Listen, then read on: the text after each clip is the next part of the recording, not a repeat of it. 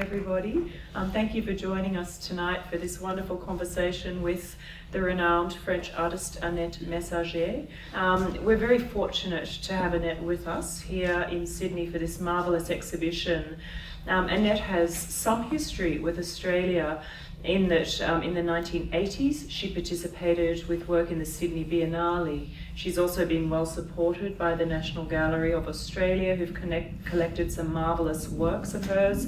We have them on display in the exhibition, but this is really the first opportunity that we've had to present a detailed, in-depth survey of over 40 years of Annette's career to the Australian public. So it is a first for the MCA, and I think it's a wonderful opportunity for our audiences, both our art audiences but also a wider audience, to engage with this very important artist's practice over a very substantial period of time. Now, it's very kind of you, Annette, to agree to come and discuss the exhibition and discuss your work tonight and give us some insights, so thank you. And I guess what I'd like to do is really start with the early part of your career. Perhaps we could talk about the early 1970s, which is really when you began to show your work publicly in Europe, around 1971, 72. And I guess one of the first works that you showed at that time, or that you made, was a series of little birds called Les Pensionnaires. Could you perhaps talk about that first work and how it came to be? Yes, it's a strange story because it was summer and then I woke on a dead bird, and I was shocked. I was with my tongues and I feel the feathers, you know, and I was thinking it was a little sparrow, and I didn't know if it was a female or a male sparrow, how old it could be, how long. Because they are very near from us in the city, the sparrow, but we didn't know anything about them. Like my neighbor, you know, in my apartment, I don't know anything. So I begin to do something, an alphabet for them, to tricoter, to knit for them, to be like not a mother, but in a director of a school, a little bit severe, strict. And in fact, I began to show my work in Germany. My first important show was in a museum in Germany. In France, it was more difficult for me. It was more open in Germany for performance, for poesy. I think so. For me it was like that. Okay, well, one of the things I guess that stands out about that first work, Les Pensionnaires, or The Borders, is that you were collecting things. You were collecting these tiny little birds' bodies, you were knitting them little jackets or cardigans to keep them warm and safe. You were being a little bit severe, as you said. But I'd like to talk about this idea of collecting in your practice, because some of the first works that you have exhibited around about 1971, 72 form part of a series of album collections. I think you collected or put together 56 album collections in total around that time. Could you talk a little bit about the album collections and what they meant for you? But it was really everywhere in art world, and it was maybe it's not like today. It was only France, Germany, America, and it was after pop art, a very strict, formal, conceptual art, minimal art, and I feel myself very opposite of this kind of work. So I decided to separate myself in different identity. Annette Messager collector, Annette Messager artist with this kind of birds, Annette Messager practical woman, Annette Messager trickster, a lot of, because I think we are not only one personage, but we have a lot of different characters. and it was not well received at this time because it was too complicated for people. I was doing a drawing, a photo, and they don't understand why I'm not doing always the same thing. I guess that's become one of the hallmarks of your subsequent career as an artist. You know, you mentioned that you worked at that time with drawing, with photography. I've also seen you work with painting, with objects, with installations, and in your more recent work with kinetic or moving elements. At the same time, as you said, you took on not just one, but many personalities. You know, Annette Messager, artist, trickster, collector, and so on. So I find it interesting, this resistance to be categorized or presented as one thing within your career, because so often artists do become shoehorned into one identity, one persona, one style of art. Could you talk a little bit about your approach to materials in your practice? Because again, you see a whole range of different materials through your art career. It was very simple because I have not a lot of money, you know, I wanted to be an artist, I have not a lot of money, and it's very expensive to be an artist. You have always to buy things, material, and I was looking around me in my home, and I found a lot of material, and embroidery, fabric, and I took in the street a lot of magazine, review, newspapers at this time, and I collect them, and it was very normal for me. You know, when you begin to do a work, after that, it's coming tout seul. Yeah. I guess another point that you've touched on is this idea of what it was like at that time working in the early 1970s as a female artist trying to forge a career in France. Yeah, in France, in especially a pretty machist country. Yeah, I mean in a male-dominated art world. Can you talk a little bit about that experience? Because obviously it wasn't easy for you. Il y a trop d'expérience. Too many experiences. Bad experience about that. Yeah. No, but at this time it was very different, and for me it was normal to be an artist. But when people, when I say that to a lot of people, oh, but do you want to have children? But I say you never ask this question to men. So why?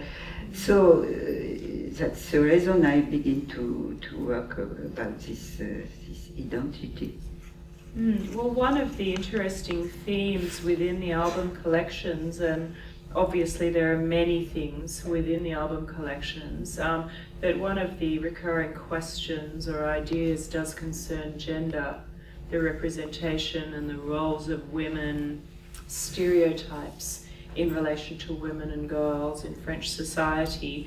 I'm curious about that in terms of the question of portraiture and self-portraiture. I know that you've always said, you know, these works are not necessarily self-portraits, they're kind of wider societal portraits, but can you talk a little bit about that? For example, in relation to the album collections, for example, you know, the voluntary tortures, you know, my Proverbs, and so on.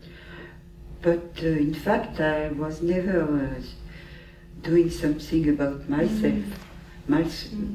It's about people, about friends, about women, but not really personal things. Yeah. Because me, I am nothing, you know. I do my work, but my life is normal. I think it's really interesting. I think it's really interesting that in some of these works you've quietly inserted yourself along with a whole range of other people, their bodies, their faces, and so on. So I guess if we were to talk about, say, the voluntary tortures, which is a work about, you know, the lengths that women might go to in pursuit of beauty, the voluntary tortures they might undertake, to be beautiful. I think you're in there somewhere too. I noticed also that men are hidden within that portrait, so it's quite a wide social portrait. And when I call myself Annette Messager collector, Annette Messager collectionneuse en France, it was a movie, La Collectionneuse by Eric Romer. I don't know if you know this filmmaker. The Collector by the filmmaker Eric Romer. And it was a little bit like to be a prostitute, a collectionneuse of what? Collectionneuse of men. So it was something c'était pas bien d'être. Not very good. Not very good. Et j'aime bien faire mal. She likes hurting and pointing where it hurts. Mettre le point où ça fait mal.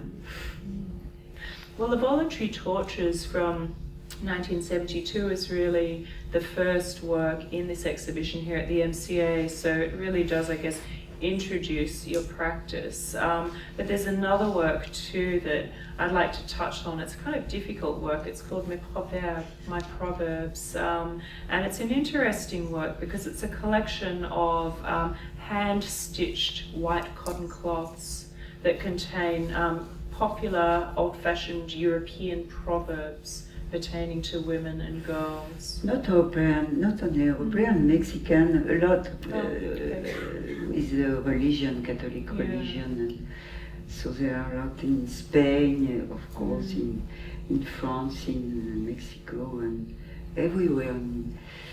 But I tried to find proverbs about men, but it was more difficult. And that's what I wanted. It's always to do very small things. Ça devient grand par l'accumulation. Little things that will become bigger through accumulation. Je voulais rester au niveau du travail de broderie de la femme. She just wanted to stay at the level of the work, the hand stitching, the work of women. À la différence des femmes américaines, je crois, qui ont fait des travaux très très grands, très explosifs. Something completely different from American artists who actually do the same type of work but way bigger. Mais je voulais rester comme une femme, on dit sage comme une image. Mm-hmm. She just wanted to stay like a calm woman. Like a calm image. This is a French saying. Still like an image, still like a woman. But the images are not calm. But the images are not still or not calm. J'ai toujours voulu faire un travail assez souterrain. Underground kind of work. Well, look, let's talk a little bit more about your approach to materials and materiality. One of the things that you mentioned before was that, as a young artist, you didn't have a lot of money. You looked to the materials around you in the home, in the streets to make your art.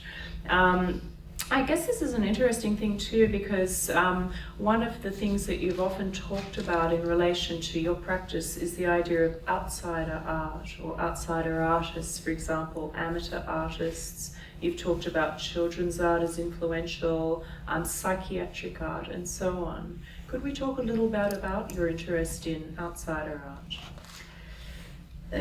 Oui, je vais dire en français. C'est en français. Déjà pour moi c'est un peu un non-sens de dire art brut. Okay, so according to Annette, it's a bit nonsense to say art brut, which is raw art or outsider art. Ou art, outsider art. Parce que je pense que justement ce sont des créations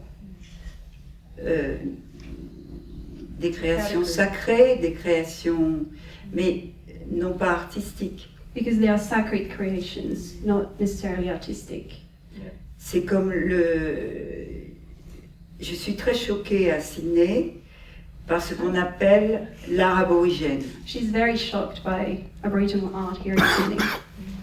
Parce que je crois que les aborigènes ne pensaient pas faire de l'art. Because she believed that Aboriginal people didn't believe that they were doing art. C'était des créations pour avoir la pluie, pour les animaux, pour There were creations for their beliefs, une sorte de choses qui leur sont très personnelles. for personal things. Mais ça pourrait être de toute manière une discussion très très longue. That could be a very long conversation. Et aujourd'hui, pour moi, c'est très triste de voir ce qu'on appelle art aborigène qui n'est que pour les touristes. And she's very Excusez-moi. shocked, and she thinks that it's very sad to call it Aboriginal art because she believes that it's only for tourists. And Et ça détruit pour moi, ça détruit les choses extraordinaires qu'ont fait les aborigènes. and it actually destroys what Aboriginal people did. Excusez-moi de dire ça. She Je suis apologizes. choquée. Je She's suis a choquée She's very breaker. shocked. de voir dans la rue, partout, de l'art aborigène, tellement affreux. Alors que c'était des créations fantastiques.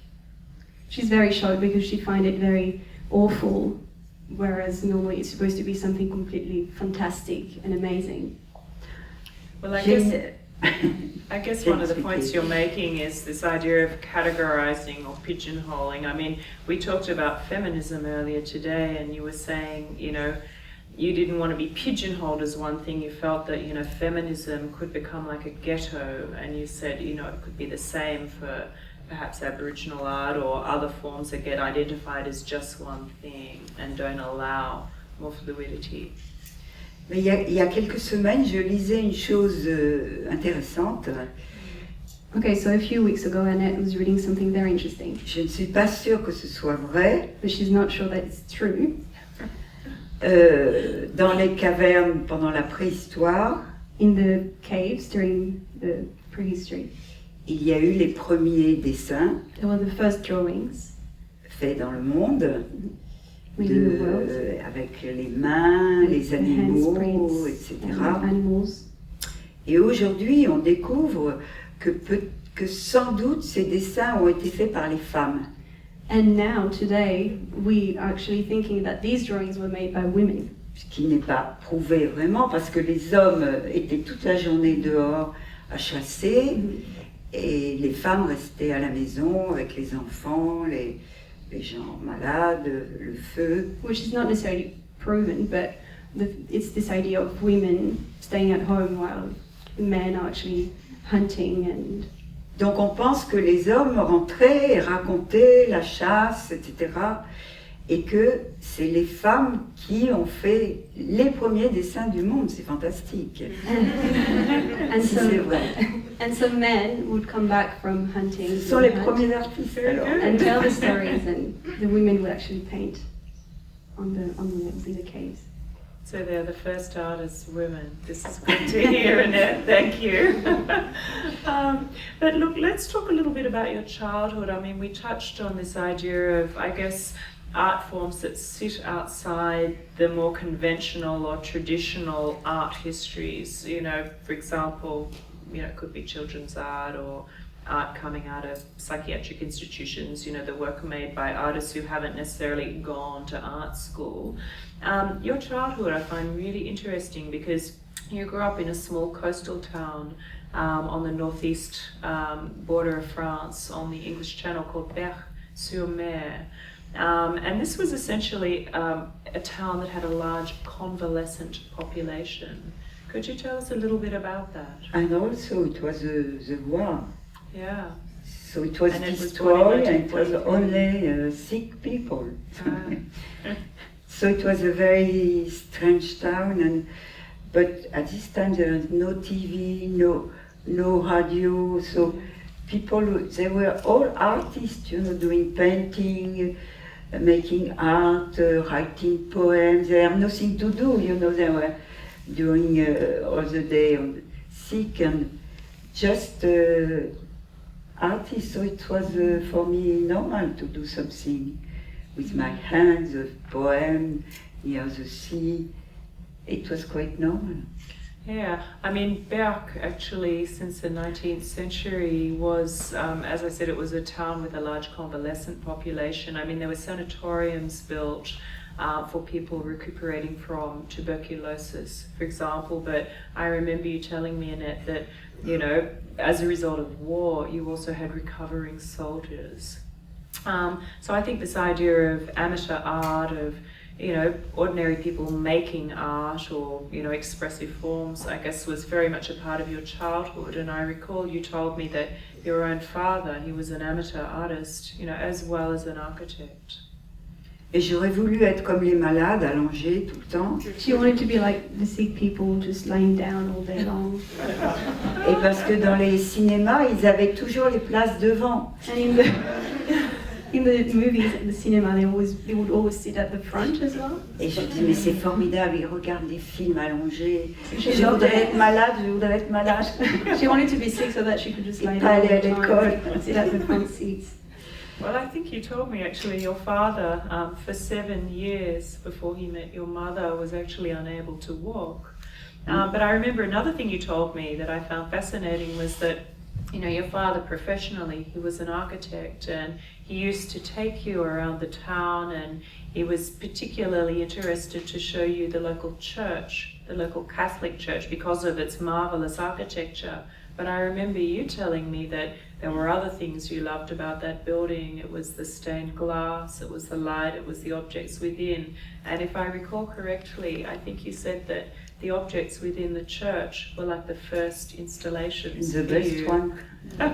Can you talk a little bit about that interest? No, because he was speaking about architecture, but I was looking to see the sun coming through the glasses, and for me it was, you know, like a miracle to see the colors on the les vitraux. The stained glasses. And now I think that the new cathedral at the Museum of Modern Art. It's the same. And I see that interest in, I guess, the religious iconography, the ceremonies, the objects reflected in a number of your works over time. You can see them in this exhibition, for example, the photographic assemblages called My Vows, or even those beautiful wooden boxes with the dresses called The Story of Dresses, which, you know, make me think of reliquary boxes, you know, boxes for, you know, remnants pertaining to the history of the saints, but here you've transformed them for your art. Et c'est aussi donc une ville où le corps était très important puisque les gens étaient malades. Yeah, so she recalls that in Berck, the idea of body was really important because people were sick. So there's this idea. Donc il y avait beaucoup de docteurs, There were a lot of doctors, mais par contre les malades ne parlaient jamais de leur maladie. but the sick people would never talk about their sickness or illness. Mon père, qui est resté 7 ans sans bouger, ne m'a jamais dit qu'il était malade. Her father, who stayed 7 years without walking, never told her that he was sick, for instance. Je crois qu'ils veulent tellement être dans la vie, dans le mouvement, donc c'est très important pour moi le mouvement. These kind of people always want to be in the movement. They think about movement. So this idea of movement is very important to Annette. Okay. Well, Annette, let's talk a little bit more about this idea of representing the body within your practice. I mean, we talked about those early works from the 1970s where, amongst other things, you were exploring ideas to do with gender, feminine identity, representation of, say, female or male. But subsequent to that time, I see that, you know, you kind of moved away from, I guess, the dichotomy of gender to create genderless beings. A good example being your work, which you can see in the exhibition from the early 1980s, a series called Shimmerers, which combine male and female, animal and human, but also, importantly, different media, painting and photography. Can you talk about this a little bit and the approach to representing the body in these works? Yes, in this series, Les Chimères, for me it was important to mix photography and painting together. It's very bad to do that because She's a rebel. because the painting, they are timeless, and the photo, it's really the opposite. C'est dans l'instant. It's in the instant. C'est dans l'instant. In the moment. Donc I wanted to marry them together because it's, you know, the real photographers, they hate artists working with photo, of course, because it's bad photos. Of course, I don't care about la grande photographie and la grande peinture et les grands hommes. Mais, and I wanted to paint with colors the photo, the black and white photo, and to put the painting together are black and white, so it's completely the opposite. And there is no more man, woman, I mix them together, it's some kind of a bâtard. Mais je sais plus ce que je voulais dire. I'm just interested in this shift away from, I guess, the dichotomy of gender to creating these hybrid beings that combine, say, male and female parts, or even, in subsequent works, start to break down the body altogether into fragments, you know, both male and female. Mais pour moi, I see the body like a geography, or like a landscape. Right. Et en France, on a ce qu'on appelle la carte du tendre, où c'est comme ça une sorte de poème sur le corps, et c'était une tradition de la littérature. So in France we have what we call the Code of Courtly Love, which is the map of tenderness, and it's this idea of exploration of the body and love. I guess moving into your later practice too, I mean this approach to the body, which you know we see represented in terms of hybrid, you know, non-gendered beings, but also the representation of the body through, say, clothing or, you know, gloves or badges. But then we see you kind of peer inside the body and open the body out to reveal the organs within. So it's almost like a kind of internal exploration too. There's a marvelous work from the 1990s in the exhibition, and it's called Penetration. And it's a field of organs. I think we just saw an image before. Would you like to talk a little bit about that idea of opening the body up within your practice? During all our life, we have a body, and we have to do with that. So I wanted to do work with it, and you know, it's awful what we have inside. It's ugly. And Is it? yes. Désolée. But I wanted to, comment dire, les apprivoiser l'intérieur de mon To tame the inside of her body. To tame. tame. Oh, that's interesting. Et donc de voir ces organes terribles comme des grosses poupées. And to see all these disgusting organs like little dolls.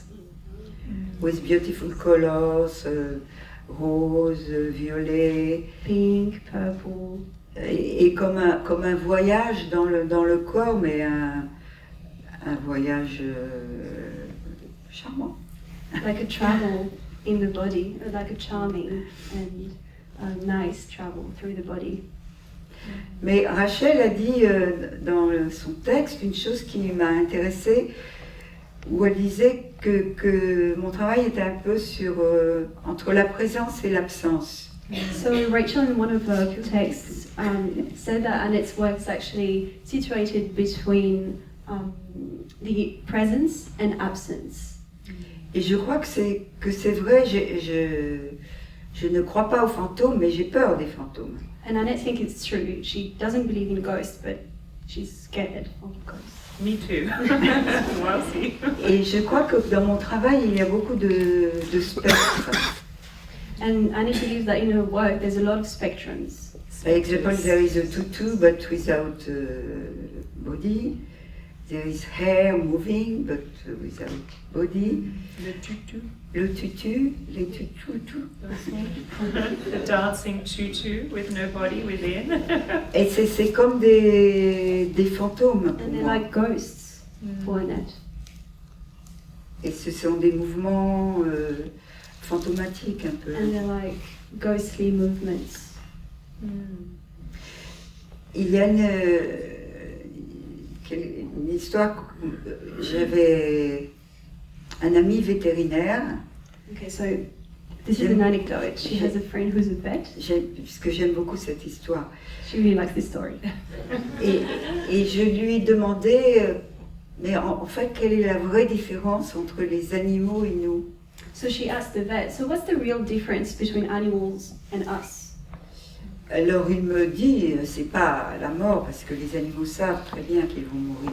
So he said it's not death because animals know that they're going to die one day. They know it. Mais la vraie différence, c'est que par exemple, les chiens ne savent pas qu'au XVIIIe siècle il y avait des chiens et qu'au XXIe siècle il y aura des chiens sûrement. The difference is that dogs, for instance, they don't know that there were dogs in the 18th century and there will be dogs in the 22nd century, for instance. Et que nous on sait qu'on est situé dans un temps court. And we know that we are situated in time. Et qu'on a une culture avant nous, une histoire avant nous, And there's culture, there was a culture before us, there was a history before us, et que ça va continuer après nous. and that it will keep going after us. Donc on sait, je crois que c'est pour ça qu'il y a l'idée de la transmission. So this idea of transmission Transmission dans un temps court, dans un temps donné. in a short time. We know that we have a given time, a short time, a transmission that we need to transmit. So perhaps it is the role of the artist to help transmit that history. Because we are not dogs. Exactly. That was the point. So I guess just coming back to this question of the body, of presence and absence, I mean, when I look at your works, one of the things I see is this process of being or becoming human, you know, what it is to be human. And I'd like to, before we open up to questions, just talk about one of your major works. I guess it's a magnum opus, really. It's a work that we've reconstructed as part of the exhibition, and it's a work that you made in 2005 for the French Pavilion of the Venice Biennale, and it's called Casino. You would have seen it's the large red silk work, and it is about a process of becoming, but in this case it's the story of a puppet, a marionette, Pinocchio, who seeks to become a living, breathing, flesh and blood human boy. Can you tell me a little bit about that one? Vous parlez mieux que moi. No! Yes, it was for Italy, for Venice. And I wanted to start, I like to start with a story, and not illustration of something, but for Italy I was thinking about Casanova, but no, forget Casanova. And Pinocchio just arrived, he interested me a lot, and it still interested me a lot. Because for me, he's like an artist. He doesn't want to go to school, he doesn't want to be in an office, he wants to travel, he wants to have a strange adventure. He meets always bad people. And c'est comme un voyage initiatique. It's like an initiation through travel. Et c'est ces mauvaises rencontres qui font qu'il devient un humain. And it's all the bad encounters that actually make him human. And also the father of Pinocchio was a sculpteur menuisier. A sculptor and a woodworker. And so he gives a life to the sculpture. So for an artist, it's fantastic story. I mean, it's very much an artist's tale, isn't it? Because I remember you telling me that Geppetto, the woodworker, who's the father, if you like, the father figure from Pinocchio, he actually wanted to be a sculptor, but it was hard to make a living. Yeah, he couldn't afford to, so he had to make wooden toys to survive. So can you perhaps tell us a little bit about, I suppose one of the things I love about the work is that you've got the little puppet heads above, then you've got this billowing red silk, and you've got all the kind of limbs and parts that perhaps Pinocchio might need to become a human boy. Can you talk about the symbolism of the red silk and the way you've animated that work? Because, you know, it's a work that's kinetic, it has a wonderful kind of dynamism in terms of the movement you see and the lights and so on. Dans l'histoire de Pinocchio, en fait, son père a été avalé par une baleine, Geppetto. So in the story, in Pinocchio's story, Pinocchio's father, Geppetto, has been swallowed by a whale. So he ends up in the gullet. Donc Pinocchio plonge pour retrouver son père. So Pinocchio dives to find his father. Et il retrouve son père dans la baleine. Ils sont tous les deux dans la baleine. Et Geppetto dit, Pinocchio lui dit, on ne peut pas rester là trop longtemps quand même. So Pinocchio tells his father, well, you know, we can't stay here now, we have to go. Mais son père lui dit, j'ai jamais été aussi heureux. La baleine avale tous les petits poissons, j'avais jamais rien à manger. But Geppetto says that he's never been that happy because the whale, swallows all the fish, everything. Tous les livres que j'ai jamais pu acheter. All the books he could never buy. Il y a tout dans cette baleine. There's everything in this whale. Je suis heureux ici. And he's very happy here. Et donc il laisse son père dans la baleine et après il l'entraîne. Enfin c'est dans l'eau, c'est un voyage très très compliqué dans l'eau et c'est comme ça qu'il devient un humain dans cette eau. Et en fait, c'est comme un accouchement en réalité. So then Pinocchio leaves his father and go through this very complicated trip and travel in the water. And it's through this water he becomes human. So it's actually a metaphor for childbirth. Yes, it's like a sea of blood, isn't it, this red billowing silk? I guess, okay, before we open for questions, I just have one last observation, which is, Annette, when I look at your very recent works of the last, say, 6 odd years, I notice that you've shifted away quite a bit from colour, because your earlier works are often very vibrant, and I see the return of black and white, as in your early black and white photography. You know, a lot of your recent works are using darkness, blackness. I see, you know, you have these wonderful kind of black wrapped shapes, wrapped with cinefoil. I see black netting, you know, leatherette and so on. Can you talk about this shift towards darkness and what that signifies in your practice now? Yes, of course, it must be darker and darker. I don't know why, maybe I am older. But in another way, recently I did a lot of badges. Et ils sont très funny, non? C'est des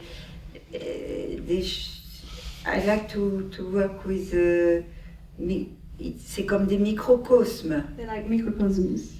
Et si on fait un grand travail ou on a une chose très microscopique presque. So if you build a work with little things. C'est presque la même chose. On est hors du réel, on est hors de l'échelle normale et ça devient dans ces petits microcosmes. On peut faire des centaines de choses. On peut trouver des centaines de dessins à faire.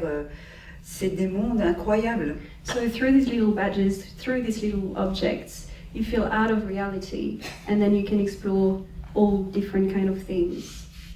Mais pour moi, j'ai toujours pensé que c'était comédie-tragédie en même temps. C'est triste et puis voilà, c'est grotesque, le monde est grotesque. So according to Annette, the world is grotesque and its life is tragedy and a comedy as well. Mais il n'y a rien de plus beau que la vie. But there's nothing more beautiful than life. Ça, c'est un mot pour la fin. It's a beautiful way of ending the conversation.